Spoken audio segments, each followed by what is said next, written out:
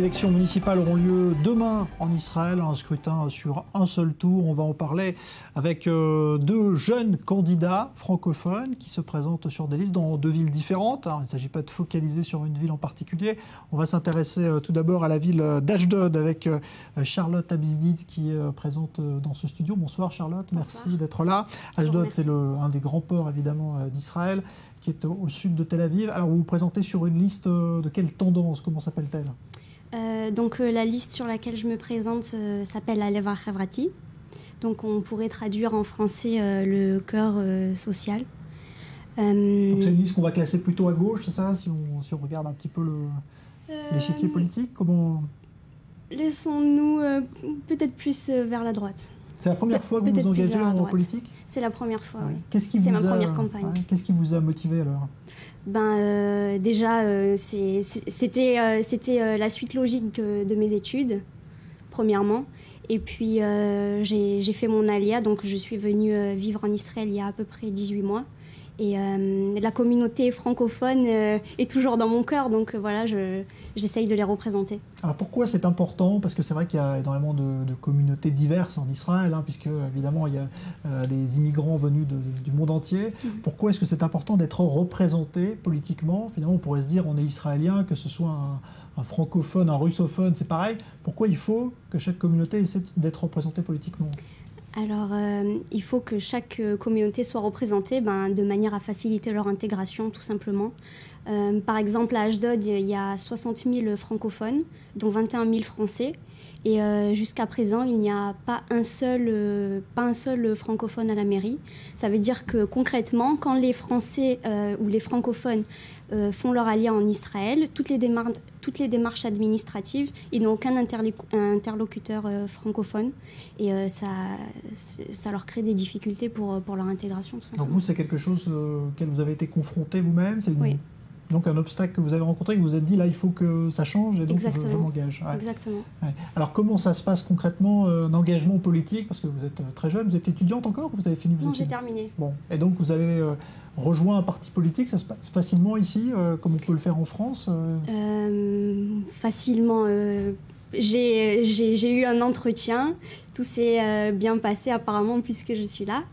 Et voilà, après, je pense qu'il faut avoir la volonté, des convictions, et je pense que c'est comme pour tout. C'est un travail comme un autre, si on peut dire. Si on peut dire ça comme Donc ça. vous menez campagne, ça se passe comment là aussi? Classique, on va dans la rue à la rencontre des habitants, on distribue des tracts, ça aussi c'est la même chose? Ouais.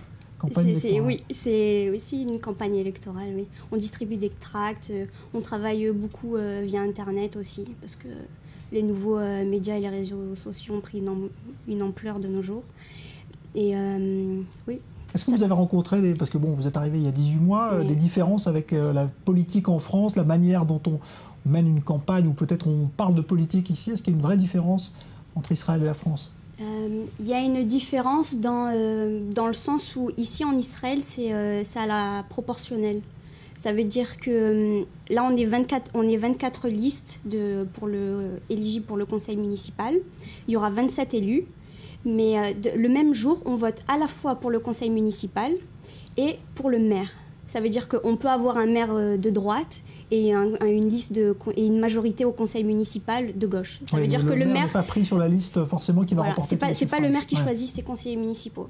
Ouais, donc ça c'est une vraie différence importante. C'est la différence principale. Il peut avoir une coalition.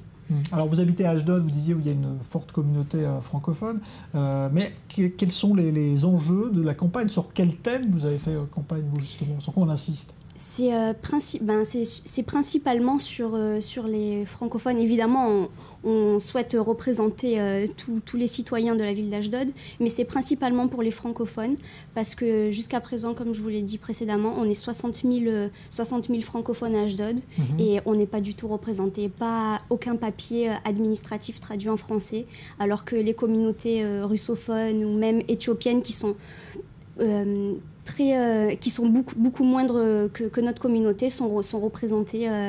Tout est traduit, même vous allez dans un bureau de police, vous avez des interlocuteurs russophones Et on peut dire que c'est incroyable de voir qu'il n'y a pas de francophones à Ashdod. Donc ça, c'est l'enjeu principal. C'est l'enjeu principal. Mais ce n'est pas l'enjeu principal de votre liste, qui ne représente pas que des Français, ou est-ce qu'elle représente que des Francophones? Non, on représente tout, évidemment, tous les citoyens d'Ashdod, pas seulement les Français d'ailleurs, les francophones en général. Oui. Et parce qu'il y a également une communauté de Juifs du Maroc importante à Ashdod, par exemple. Ouais. Donc tout ça fait que donc c'est un des enjeux principaux. Mais quels sont les autres thèmes de campagne justement Par exemple, notre tête de liste, donc Monsieur Léon Benloulou, est maire adjoint depuis une dizaine d'années. Donc il a été notamment en charge de l'intégration des jeunes. Et un de nos gros enjeux sera de faire revenir les jeunes vers Ashdod, parce que ces 5 dernières années, il y a 6400 jeunes qui ont quitté la ville parce qu'ils n'ont pas d'emploi. Pendant cette même période, pendant 5 ans, aucune entreprise n'est venue s'implanter à Ashdod. Donc ça fait aussi partie de notre programme. Donc problème économique là aussi important. Restez avec nous, Charlotte Abidi. Donc on continue à parler évidemment de ces élections municipales. J'accueille un autre jeune francophone engagé sur une liste donc pour le scrutin de demain. C'est Raphaël Amzalak. Bonsoir. Bonsoir. Vous arrivez du nord de Tel Aviv, donc Netanya. Là exact. Aussi, ville où il y a une forte communauté francophone. Hein. Sûrement la plus grande en Israël. C'est-à-dire, on chiffre à combien? C'est la majorité de la... On parle de 25 000 francophones, ça représente à peu près 10% de la population de la ville. Donc c'est quand même un chiffre important. Alors vous aussi, c'est la première fois que vous vous engagez en politique ou vous étiez déjà présent? C'est la première fois que je m'engage en politique. J'ai été très actif dans les milieux associatifs, mais c'est la première fois que je m'engage en politique. Alors, même question qu'à Charlotte, c'est-à-dire que pour vous aussi, c'est une façon de représenter la communauté francophone en Israël politiquement? D'abord, c'est un engagement en tant qu'Israélien. Ouais. Avant d'être un engagement pour la communauté francophone, on a la chance à Netanya d'être la seule ville, il me semble, où cette année, sur ce scrutin, les Français ont décidé de s'unir derrière Madame le maire, Myriam Faerberg-Icard, qui va s'engager pour un 4e mandat, un 4e quinquennat. Et l'association Anou Netanya, qui avait présenté une liste francophone il y a 5 ans, n'ont pas représenté cette liste, ont décidé à se joindre à Madame le maire, à son projet pour les Français, pour les francophones, qui s'orientent autour des axes centraux d'éducation et d'intégration. Bon alors, vous aussi, quel engagement politique, quel bord, on va dire? C'est quoi? C'est droite, c'est gauche, c'est au centre? Comment vous vous situez? Madame le maire est du Likoud au niveau national, bien qu'elle présente une liste indépendante pour la 2e fois au municipal. Je fais aussi partie du Likoud, j'ai des positions à droite dans l'échiquier politique israélien. J'ai étudié à la Yeshivat Merkaz Harav, qui est l'institution phare du sionisme religieux, et j'en suis fier. Alors, j'aimerais que vous me donniez votre avis à tous les deux, puisque vous arrivez sur la scène politique, avec un regard quand même francophone là-dessus. Comment vous jugez la vie politique israélienne? Est-ce que pour vous, c'est vraiment totalement différent de l'image qu'on a en France de la politique, ou est-ce que c'est finalement assez semblable, ou est-ce qu'il faudrait comparer ça plutôt à la vie politique américaine? Charlotte, quel est votre regard sur les politiques israéliens? Je dirais que c'est une question assez difficile. Je ne sais pas si elle est comparable à la politique française, parce qu'il y a énormément de différences, ne serait-ce que dans la manière de voter. Maintenant... Sur la manière de faire de la politique, comment sont les leaders politiques ici? Vous les trouvez comment? Écoutez, moi j'ai la chance d'être sur la liste d'une femme forte. Déjà, je trouve ça très positif. Une femme engagée qui a fait ses preuves sur l'échiquier politique israélien. Je trouve qu'il y a une flamme qui anime toutes les personnes qui s'engagent en politique. Il faut le rappeler, sur les municipales, un poste de conseiller municipal n'est pas rémunéré. C'est du bénévolat, c'est l'envie de faire pour sa cité, l'envie de faire pour les citoyens, l'envie de faire pour le secteur qui nous envoie. C'est pas le cas en France, où les conseillers municipaux sont rémunérés. Voilà, donc hormis les adjoints au maire qui, eux, sont rémunérés, et là, vous savez, c'est légiféré, la Knesset, en fonction du nombre d'habitants, permet un certain nombre de postes rémunérés, c'est du bénévolat, il y a quand même des chargés d'affaires qui vont gérer des budgets conséquents. Le budget, par exemple, de la municipalité à Netanya, c'est 1,2 milliard de shekels, c'est très conséquent, ça se répartit en plusieurs commissions. Il y a le tourisme qui est très cher, bien évidemment, aux Français, en tout cas à Netanya, qui est une station balnéaire demandée, mais il y a d'autres dossiers, bien évidemment, comme l'éducation, on l'a dit, l'intégration, le commerce, l'économie, et les affaires sociales. Charlotte, comment vous voyez votre rôle, vous, d'élu, si vous êtes élu donc, sur cette liste, vous le souhaitez, mais c'est-à-dire quoi? Il faudra après consacrer beaucoup de temps à cette activité, ça, au détriment peut-être de votre activité professionnelle? Comment ça se passe? Ce sera quand on prend un engagement, que ce soit en Israël ou dans n'importe quel autre pays, je pense qu'on se doit d'aller jusqu'au bout et pas seulement de faire des promesses pour ne pas les tenir. Donc oui, ce sera un engagement complet et total et j'œuvrerai pour mon parti et pour les citoyens de la ville. Oui. Alors pour ma part, j'ai une activité, je dirige une start-up, je suis développeur de formation, donc je vais garder bien évidemment mon activité professionnelle, c'est mon engagement envers ma famille. Mais vous savez, en Israël, on a l'impression qu'on doit toujours être engagé sur plusieurs fronts. Je sers, par exemple, je fais mes milouïs, mes périodes de réserve, donc c'est un engagement supplémentaire. Il y a cet engagement éducatif que j'ai en tant que guide touristique à l'agence juive sur des projets comme le Bac Bleu Blanc, l'UP Israël, la Marche des Vivants. On est obligé d'avoir plusieurs engagements. C'est le choix qu'on a fait, c'est un choix de vie. C'est le choix qu'on a fait en venant en Israël. Et l'Alia française est une Alia idéologique, il faut le dire. Mais alors, comment vous avez l'impression que sont perçus justement les francophones en Israël? Est-ce que vous avez l'impression qu'ils sont un peu traités à part? C'est souvent cette image de gens qui viennent ici en vacances, pas forcément pour travailler. Est-ce que vous le ressentez, ça, vous, ou pas? Ouais. Parce que si vous vous présentez, bon, vous l'avez dit, c'est qu'il y a des problèmes quand même à régler pour la communauté francophone. Le problème principal, c'est que nous ne sommes pas représentés dans la ville d'Ashdod. Donc pas pris en compte, finalement. On n'est pas pris en compte, non. Ouais. Donc ça, c'est dû à quoi, à votre avis, alors? C'est dû en tout cas pour la ville d'Ashdod. Par exemple, pour les dernières élections, seulement 45% des francophones se sont manifestés et sont allés voter, en comparaison avec les russophones qui votent à hauteur de 85%. Donc là, il y a un décalage important.